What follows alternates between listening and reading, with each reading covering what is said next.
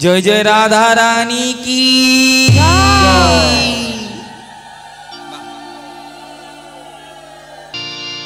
जय राधे राधे। দেখুন ভাই যে উলুর ধ্বনি দিতে বলছি কেন, উলুর ধ্বনি দিলে পারে কি হয় মা শুনেন। উলুর ধ্বনি দিলে কি হয় শুনে নাও। উলুর ধ্বনি কেন দিতে হবে, বারে বারে কেন উলুর ধ্বনি দিতে বলছে। উলুর ধ্বনি কথার অর্থ কি, শাস্ত্র কি বলছে, উতে রাধা লুতে কৃষ্ণ। যদি কোনো রমণী উলুর ধ্বনি দিতে পারে 1 লক্ষ কৃষ্ণ নাম করার সমতুল্য ফল তার প্রাপ্তি হয়। আপনারা শুনেন মায়েরা, যদি কোনো রমণী হরিবাসরে উলুর ধ্বনি দিতে পারে তাহলে তার পূর্বপুরুষের আত্মারা শান্তি পায়। যদি কোনো রমণীরা সন্ধ্যাবেলায় উলুর ধ্বনি দিতে পারে তার বাড়ি থেকে অলক্ষ্মী চলে যায়। যদি কোনো রমণী ঠাকুর দালানে পুজো দেবার সময় উলুর ধ্বনি দিতে পারে বলছে তার স্বামীর মঙ্গল হয়। যদি কোনো রমণী ঘুম থেকে উঠে উলুর ধ্বনি দিতে পারে বলছে তার পুত্র পরিজনে সব সুখে শান্তিতে থাকে। শুধু তাই নয় মা, আরো একটা কথা বলি মা, উলুর ধ্বনি দিলে পারে কি হয় শুনে নাও। উলুর ধ্বনি দিলে পারে নারীদের কোনোদিন হার্টের রোগ হয় না। উলুর ধ্বনি দিলে পারে কোনোদিন স্ট্রোক হবে না। উলুর ধ্বনি দিলে পারে কখনো প্যারালাইসিস হবে না।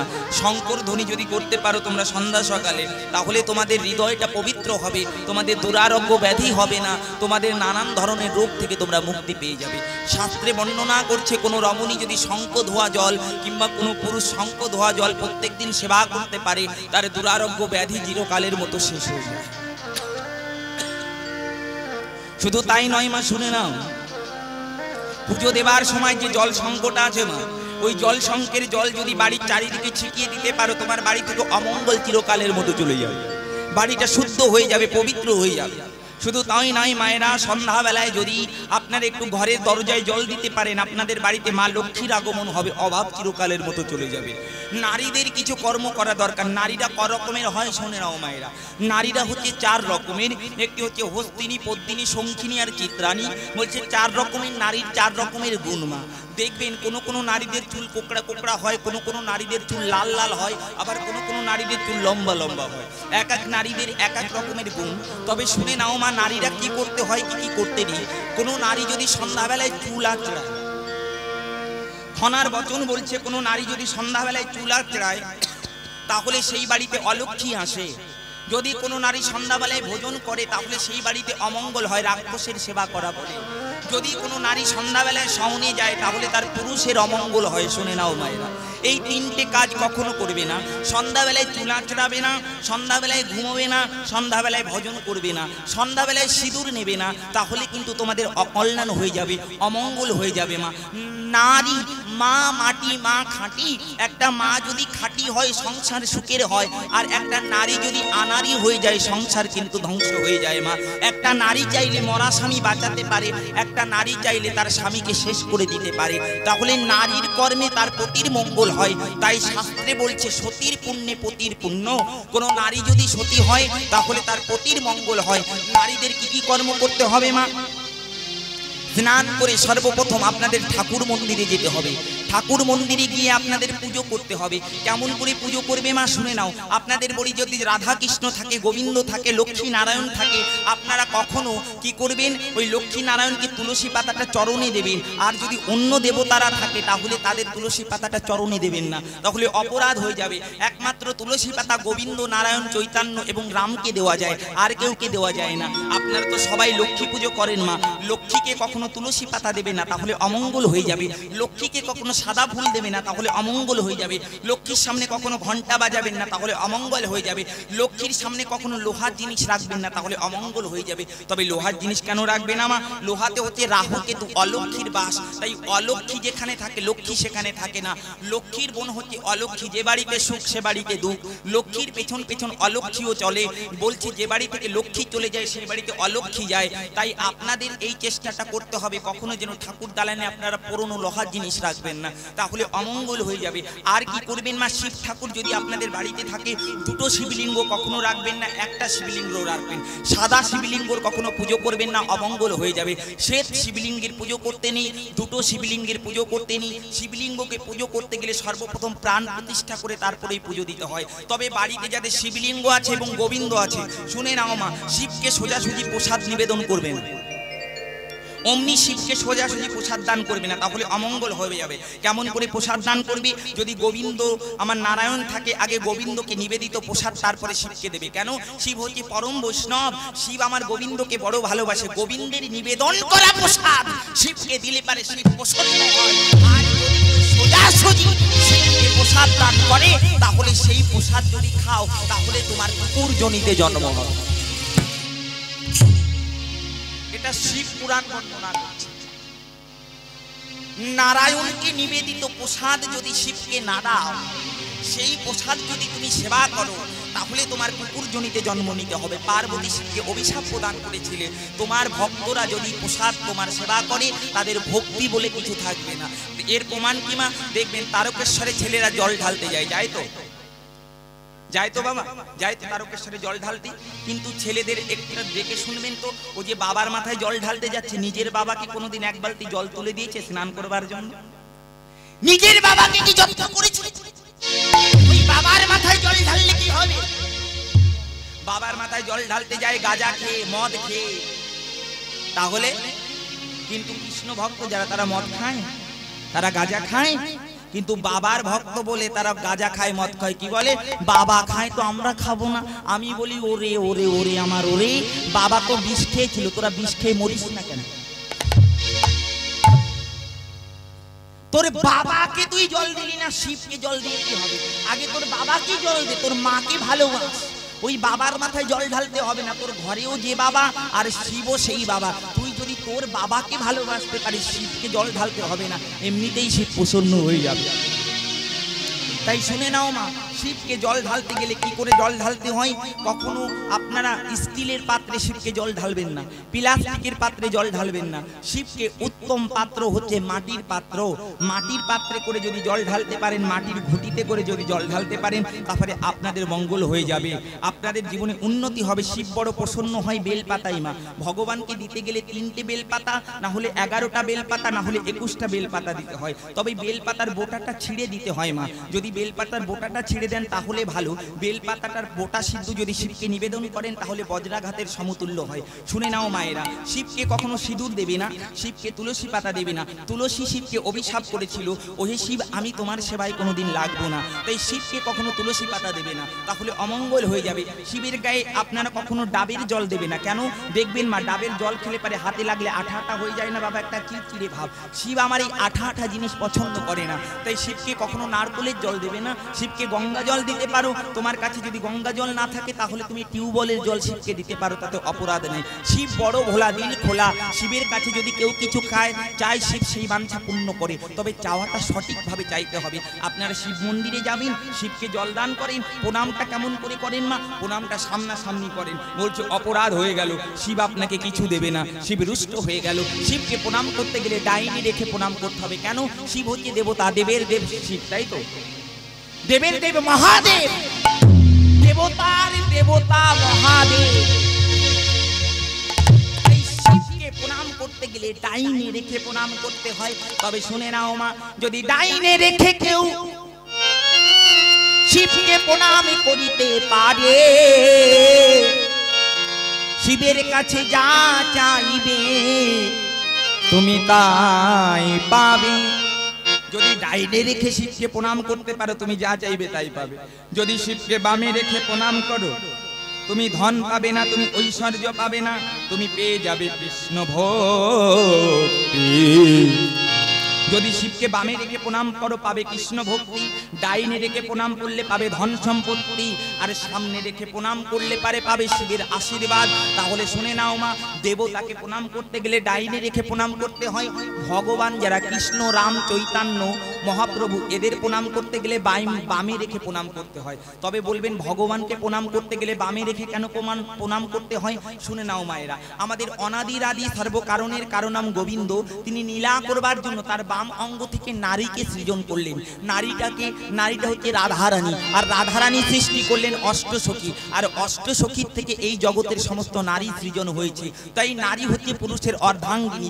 পুরুষের অর্ধেক অংশ থেকে নারীর সৃষ্টি হয়েছে বলে নারী নারীকে পুরুষের অর্ধাঙ্গিনী বলা হয়। তাই গোবিন্দের সবাই আমরা অর্ধাঙ্গিনী, গোবিন্দ একাই পুরুষ, আমরা সবাই প্রকৃতি। তাই গোবিন্দকে প্রণাম করতে গেলে, রামকে প্রণাম করতে গেলে, কৃষ্ণকে প্রণাম করতে গেলে, নারায়ণকে প্রণাম করতে গেলে বামে রেখে প্রণাম করতে হয়। আরেকটি প্রমাণ কি দেখবেন, ভগবান শ্রীকৃষ্ণের বাম দিকে রাধারানী আছে, তাই তো, ডাইনি কিন্তু নাই। কেন?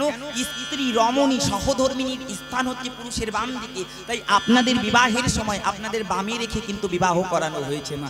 এই জন্য ভগবানকে প্রণাম করতে গেলে আমাদের বামে রেখে প্রণাম করতে হবে। আপনার ইস্কনে যাবেন, মঠে যাবেন, মন্দিরে যাবেন, গুরুদেব আপনাদের শিখিয়ে দেবে, বলবে ভগবানকে প্রণাম করতে গেলে বামে রেখে প্রণাম করবে।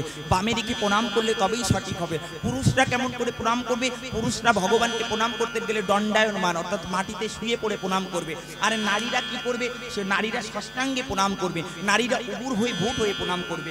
নারীদের যুগল পয়ধর যদি মাটিতে স্পর্শ হয় তাহলে অপরাধ হয়ে যায়। নারীদের এই যুগল পয়ধরের এই যুগল পয়ধর থেকে কলা গাছের সৃষ্টি হয়েছিল মা, কলা গাছের সৃষ্টি হয়েছিল। নারীদের যুগল পয়ধর থেকে বেলবৃক্ষের সৃষ্টি হয়েছিল। এই নারীদের পয়ধর থেকে বসমাতার সৃষ্টি হয়েছিল। তাই নারীদের কখনো এই পয়ধর মাটিতে স্পর্শ করতে নাই, তাহলে অমঙ্গল হয়ে যায়। নারীদের দণ্ডায়মান ভাবে প্রণাম করতে নাই, তাহলে অমঙ্গল হয়ে যায়। আর গুরুদেবকে আপনারা কেমন করে প্রণাম করবেন? গুরুদেবকে আপনারা সামনাসামনি প্রণাম করবেন, হাতটা এমন করে যেমন ডান হাতটা ডান পায়ে পড়ে, বাম হাতটা বাম হায়ে পড়ে, তাহলেই কিন্তু প্রণামটা সঠিক হবে মা। আপনারা ভগবানকে প্রণাম দিতে যান, আপনারা ভগবানকে পুজো দিতে যান, আপনাদের ভুল হয়ে যায়। আপনারা সবাই ধূপকাঠি জ্বালেন না? সবাই জ্বালেন ধূপকাঠি, প্রত্যেকের ঘরে ঘরে ধূপকাঠি ঢুকে গেছে। শুনে নাও মা, ধূপকাঠি জ্বালালে পারে সেই বাড়িতে কোনোদিন শান্তি হবে না, হবে না, হতে পারে না। ধূপকাঠিটা বাঁশ দিয়ে তৈরি হয়, বাঁশ দিয়ে। জ্যোতিষ পুরাণ বলছে যদি কোনো বাড়িতে সন্ধ্যা সকালে বাঁশ জ্বলে তাহলে সেই বাড়িতে পিতৃদোষ নেমে আসে। পিতৃদোষের কারণে সেই বাড়িতে অমঙ্গল হয়, আর অমঙ্গল কারণে সেই বাড়িতে অশান্তি হয়, আর অশান্তির কারণে সেই বাড়িতে স্বামী স্ত্রী ছানাছাড়ি হয়ে যায়, অমঙ্গল হয়ে যায়, পিতৃদোষ নেমে আসে, অশান্তি হয়ে যায়। সেই বাড়িতে আজুন্নতি করে ধরে রাখতে পারে না। ওই বাঁশের ধূপকাঠি কখনো ভগবানের সামনে জ্বালাতে নি, তাহলে কি জ্বালাতে হয়? ধুনো জ্বালাতে হয়, না হলে ছোট ছোট আগরবাতি পাওয়া যায়, ছোট ছোট আগরবাতি জ্বালাতে হয়, তবেই মঙ্গল হয়। ভগবানের সম্মুখে কখনো বাঁশ পোড়াতে নাই। বাঁশ কখনো পোড়ায় যেন মানুষ মারা গেল। তোমার ভগবান কি ঘরে মরে পড়ে আছে? বলো, ভগবান কি ঘরে মরে পড়ে আছে? তুমি দিবানিশি তার মুখের সামনে গিয়ে ওই বাঁশ জেলে দিচ্ছ। আমরা বলি না তোর এত বড় বাঁশ দিয়ে দেবো আমি? তোমরা কি ভগবানকে এত বড় বাঁশ দিয়ে দিচ্ছ? আর ভগবান তোমাদের বাঁশ দেবে না? বলছে বাঁশের ধূপকাঠি কখনো জ্বেলো না, ভগবানকে ধুনো জ্বালাও, না হলে ছোট ছোট আগরবাতি জ্বালাও, তাহলে তোমাদের মঙ্গল হবে। আরো শুনে নাও মায়েরা, ভালো তেলের প্রদীপটা ভগবানের কোন দিকে দেবে? যারা সরিষা তেলের প্রদীপ জ্বালো ভগবানের বাম দিকে দেবে, আর ঘিয়ের প্রদীপ জ্বাললে ভগবানের ডান দিকে দেবে, তবেই কিন্তু সঠিক হবে। আর এটা যদি না করো তাহলে অমঙ্গল হয়ে যাবে। তুলসী পাতাটা কেমন দেবে মা? উল্টো পাল্টা দিলেই হবে না, অপরাধ হয়ে যায়। তুলসী পাতাটা কৃষ্ণ কৃষ্ণ বলে তুলতে হয়, তুলে তুলসী পাতায় চন্দন মাখাতে হয়, চন্দন মাখিয়ে যেটা বোটা বিন্তটা, বিন্তটা ভগবানের চরণের উপরের দিকে থাকবে, মুখটা নিচের দিকে থাকবে। এমনি করে যদি ভগবানকে তুলসী পাতাটা দিতে পারো তবেই তোমার তুলসী পাতাটা সঠিক হবে দেওয়া, না হলে কিন্তু সেইটা দেওয়া ঠিক হলো না। মা স্নান করে অমনি গীতা দর্শন করতে হয়, গীতাকে একটা তুলসী পাতা দিতে হয়, তাহলে তার জীবনে অকাল মৃত্যু হয় না, বজ্রঘাতে মৃত্যু হয় না, সর্পঘাতে মৃত্যু হয় না, অ্যাক্সিডেন্টে মৃত্যু হয় না। গীতা যদি সঙ্গে রাখতে পারো তোমার জীবন ধন্য হয়ে যাবে, তোমার কোনোদিন অমঙ্গল হবে না। এই যে ভারতে রেল দুর্ঘটনা হলো উড়িষ্যাতে, কত 100 মানুষ মারা গেল মা। দেখেছেন বাবা কোনো বৈষ্ণব মারা গেছে? তিলক চন্দন মালাধারী ব্যক্তি মারা গেছেন না, মরতে পারে না। কৃষ্ণ ভক্তকে ভগবান স্বয়ং রক্ষা করে, রাখে হরি মারে কে, আর মানে হরি রাখে কে। হরির চরণ যদি কেউ আশ্রয় করে, হরি তাকে অকাল মরণ দেয় না। আমরা গোবিন্দের পোষা কুকুর বাবা, বড় লোক যারা তারা কুকুর পোষে, গলায় বেল্ট দেয়, তাই তো বাবা? সেই পোষা কুকুর যদি কারুর ক্ষতি করে তাহলে সেই মালিকের কাছে নালিশ করে। তাই আমরাও গোবিন্দের পোষা কুকুর, গলায় যদি তুলসীর মালা রূপী বেল্ট নিতে পারি, সংসারে তুমি যতই অন্যায় অপরাধ করো না কেন, শেষের দিনে যমরাজা তোমায় জমালকে নেবে না, তোমায় গোবিন্দ চরণ পাইয়ে দেবে। নিতাই গৌর হরি বল, হরি বল, হরি বল, হরি বল, হরি বল। তাই গোবিন্দ আমার আজ গোষ্ঠে গিয়ে সখাদেরকে সঙ্গে করে তিনি খেলা খেলছে। আমাদের লীলাটি হচ্ছে দান লীলা। এই গোবিন্দ আমার আজকে খেলা করছে, কেমন করে দেখুন।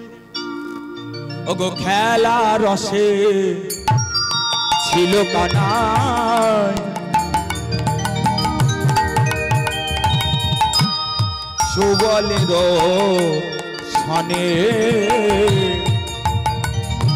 ওগো খেলা রসে ছিল কানা,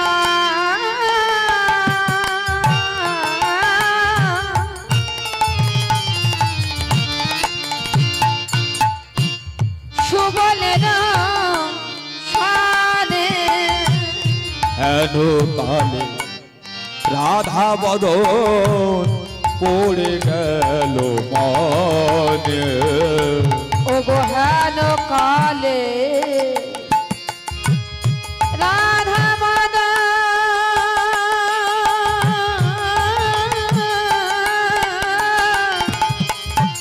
পড়ে গেল মনে। বদনে দেখে বদন মনে পড়িল, বদনে দেখে বদন মনে পড়িল। বদনে দেখে বদন মনে পড়িল। ওগো বদনে দেখে বদন মনে পড়িল। ওই সুবলে সখা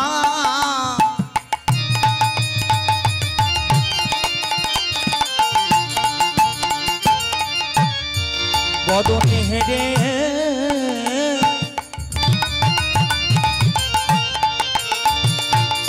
ওগো বদনে দেখে বদন মনে পড়িল।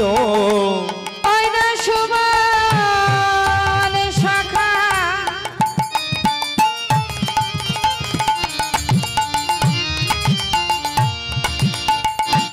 বদনে হেরে বদনে দেখে বদন মনে পড়িল। ওই সুবলের